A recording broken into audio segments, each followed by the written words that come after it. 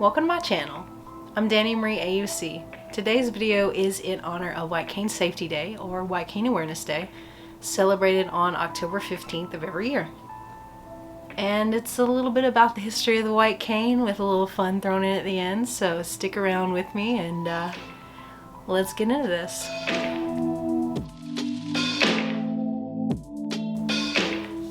If you guys would like to show your support, you can do so by liking, subscribing, and sharing my videos. When I say white cane, what I'm referring to is the mobility cane. It's called the mobility cane because it is used to help the blind and visually impaired community be more mobile, to navigate their world safely, and to be more visible as someone who is blind or has a visual impairment. Each of these aspects is so important because blind and visually impaired people deserve independence and they deserve self-efficacy just as much as anyone else. Even today, blind people are still viewed as lesser and they're viewed as incapable of accomplishing daily tasks and goals, let alone lofty, successful dreams of being, successfully employed and things like that. I mean, it's hard to imagine that this still goes on today, but it absolutely does. And I'm here to tell you that blind and visually impaired people are successful all over the world. And they're successful even though they have to work twice as hard as many other people to do the same tasks and accomplish the same goals. So I'm gonna let that sink in for just a second, and then we're gonna move on. So a mobility cane can look something like this. There's really no set style, material, color, or anything like that. More on that in a little while. Blind and visually impaired people have been using some kind of stick to navigate the world for thousands of years, but it didn't really get its white color until the early 1900s. And this addition of the white color is attributed to several different people and groups. In 1921, a British man named James Biggs lost his sight in some kind of accident. And as he was using a walking stick to navigate his world, he found the increasing amount of motor traffic on the road to be disorienting.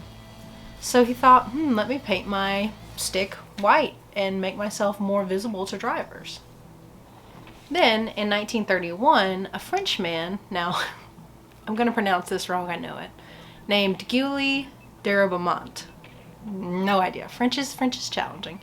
But he started a movement to get white sticks in the hands of people who were blind or visually impaired. Then the BBC radio picked up this movement and essentially started suggesting that white sticks be given to everyone who was blind and visually impaired as a symbol of blindness. Meanwhile, in the USA.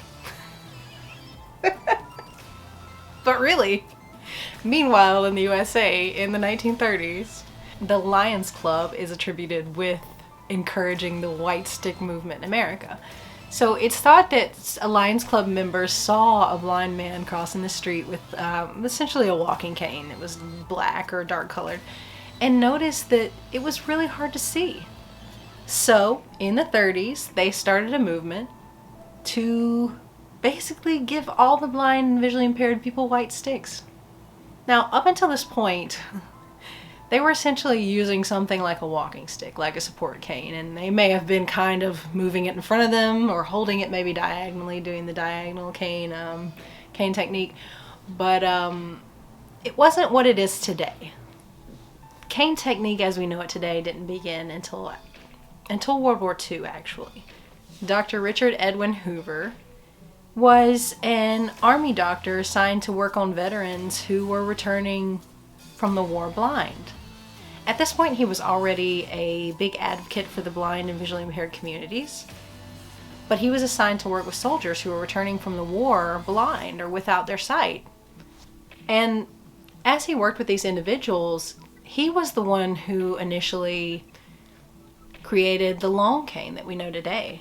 and the sweeping, arcing movement of the cane in front of you to find obstacles before you walk into them. So that's, as far as I've found, the origination of the first official cane technique, and it's still used today. I actually use this cane technique myself when I'm getting around. So now you know how the white mobility cane got its color, and a little bit about maybe one of the first techniques that was developed. Let's talk about why the cane is the color it is now and what that means. So I wish I had a really cool explanation for you guys, but honestly I don't. There's no regulated cane color system out there. It has just been white for many years. And you know, in some countries it's not even white, it's reflective yellow. So there's that. The only common note I've seen about canes is the addition of the red and white striped cane for those who have a hearing impairment as well as a visual impairment.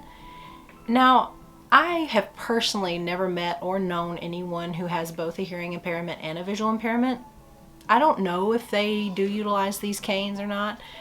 If you are someone who deals with that, or you know someone who does, let us know in the comments. I mean, we'd really love your input and your perspective. Generally, I have seen solid white canes, white and red canes, and any number of custom canes, just like the one I have here. My cane is mostly white, but has the handle is a soft blue, the bottom is purple, and the tip is white with a soft blue stem. This is actually the cane I ordered from Ambutech, and if you haven't seen the video where I order the cane and unbox the cane, I will link my All About the White Cane playlist up here in the right corner and below in the description. Dani from the future here. In my Ambutech cane unboxing, I made a few mistakes with the language I used and changing out the tip of my cane. And I wanted to clear that up so that there was no confusion for those of you who are pretty new to using a cane on a regular basis like I am. So let's do that real quick. First, this elastic band on the cane is absolutely not a wrist strap, and it's recommended that you never use it as a wrist strap because if your cane gets caught on something and drug, you don't want to be attached to it. Thank you to Whistler from Theory of a Blind Man for pointing this out for me. Second, this cowbell shaped piece of plastic is just there so that you can easily open your cane. That's it. It's as simple as that. And honestly, compared to my original Ambutech folding cane, it really does make a difference. Third, any Ambutech cane made within the last 3 to 5 years has something called a cord lock on it that is meant to help you change out the tip of your cane. Thank you to Nicole Kada for pointing this out for me. Let me demonstrate. This works best if you straighten the cane out because the elastic is then under less tension than it is when the cane is folded up. So, you take your tip here, putting one hand firmly on the cane and one on the stem of the tip, and pull until you find this oblong, and for me it's white, this oblong piece that will automatically get stuck on the outside of the cane. For those who can see, there it is. Now that just allows you to easily change this cane tip out. So then you just pull the hook off and, well, you put the new one back on. And the hard part really for me has been trying to get it back into the cane. So you have to grip this, and it helps if you take the hand that you have holding the cane and get ready to use your pointer finger or whatever finger you have the most dexterity in, and pull the elastic, grab the plastic cord lock with your finger and push it up against the elastic and help it go into the cane shaft before the knot so that it does not get stuck. And then gently put the rest of the elastic and the tip back into the cane. This is such a fun feature, and it's definitely not on the older canes. This is my original Ambutech cane from, 8-10 years ago, something like that. And it does not appear to have any kind of cord lock. So just for those of you who have a new cane, try it out. I think that covers the mistakes that were made in my Ambutech White Cane unboxing video. Thank you guys for sticking with me, because I never want to provide you guys with wrong or misleading information. But this is a learning journey for me, just like it is for so many of you. And I wanted to show you guys that it's okay to get things wrong at first and just be willing to make changes in your own life. In honor of White Cane Safety Day, or White Cane Awareness Day, I'm gonna let some of my friends show off their custom canes for you guys. So let's hear what they have to say. Hi everyone, my name is Antonia and you can find me on Facebook and Instagram at Blind Millennial, where I share snippets of my life as a millennial woman who happens to be legally blind. With these pages, I hope to bring awareness about disability and accessibility issues, as well as normalize blindness and albinism, and tell you about my life as a guide dog handler. So Danielle asked me if I could talk about my custom white cane. It's nothing too fancy. It's just folding 5-piece graphite cane. I went with a pink golf grip handle, and then it was important for me to keep the shaft with the traditional white and red, just because one of the reasons that I wanted my cane was for recognition. And then I use most often a high mileage roller tip. As you can see, this one's pretty warm, but since I have a guide dog now, I don't use it very often, so I didn't bother to replace it. Anyways, this is my white cane. First off, let me start with my, as I call it, my NASCAR cane. It has black and white checkers on it, like the finish line, the finishing flag, you know, the checkered flag when they win the race. Again, it's because of my love of NASCAR, so it's all black and white checkers. Again, that's my love of NASCAR. And then this one here is my eyeball cane, which I had it created because I'm trying to make it a statement. The fact that, you know, our cane is our eyes. So, I mean, I've got all kind of eyes on here. I don't know how much you'll be able to see in the video, but I got black eyes, blue eyes, green eyes, red eyes, crying eyes, bloodshot eyes. I mean, you think of it, I got them on here. So, anyway, that's my 2 canes.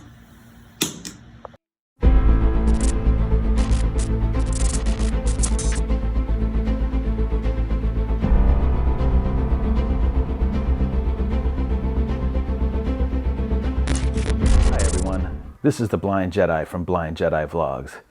Today we're going to be talking about my mobility cane in honor of the Mobility Cane Awareness Day 2020, also known as the White Cane Awareness Day 2020. I would like to give a big shout out to Dani AUC for giving me the opportunity to talk about my cane today in her video honoring the White Cane Awareness Day. So once again, Dani, thank you so much for letting me be a part of this. Okay, this is my cane. It is a custom blue Ambutech cane. It is a 4-section cane.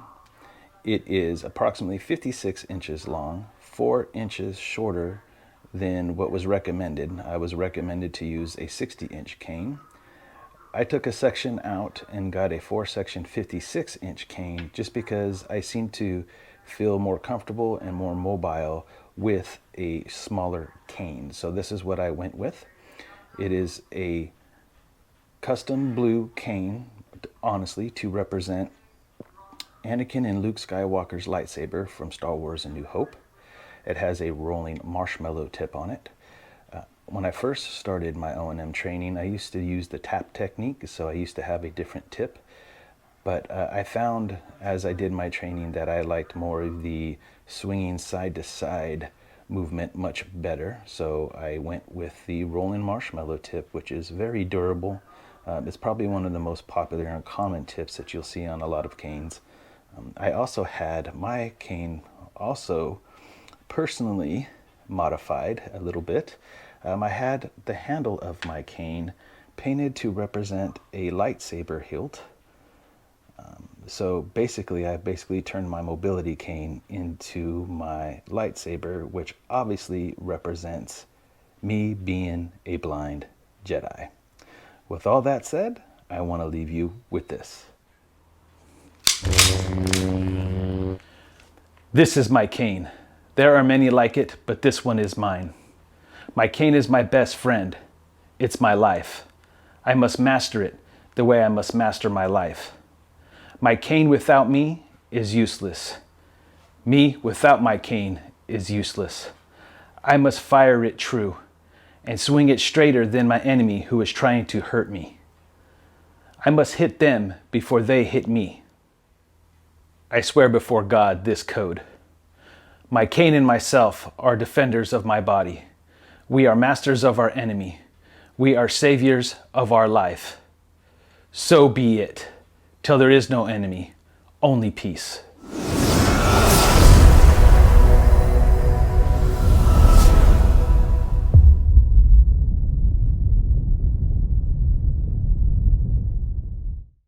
At last we will reveal ourselves to the Jedi. At last we will have revenge. Hey, this is Whistler from Theory of a Blind Man, here to talk about my cane. In honor of White Cane Awareness Day. This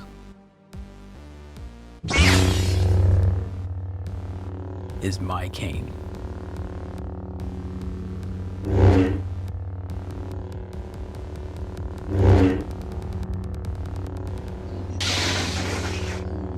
It's an all-red, custom, 5-section, dime tip Ambutech 60-inch cane. I like it. It's nice and solid. I get good feedback from it. And I prefer the dime tip as opposed to others because of the sound.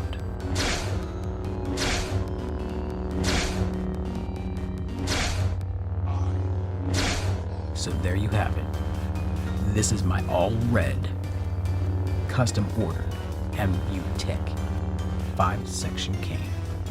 Thank you, Dani Marie AUC, for allowing me to share my cane with your audience.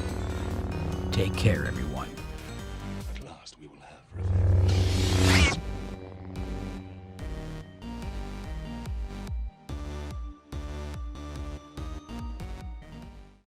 So now you've heard from some of my friends about their custom white canes, and for those with vision, you've seen them for yourself. You can find all of their social media accounts and links in the description below. Go check out their channels, their social media, their websites. Go see what they're all about. And remember, even though a white cane may be the symbol for blindness and visual impairment, these things are a huge spectrum. Huge. And so is humanity. We are all very different people. Blindness doesn't equate to an inability to live a happy and fulfilled life. Not in the least. It just means that we have to work a little bit harder to do things that most people find easy. Remember that next time you see someone with a mobility cane. If you guys weren't included in the video and you would like to share a little bit about your mobility cane, if you have a custom colored cane or printed cane, feel free to describe it in the comments below. I'm sure everyone would love to hear about whatever your personality is expressed in mobility cane form. So thank you for watching, and until next time, stay curious. Bye!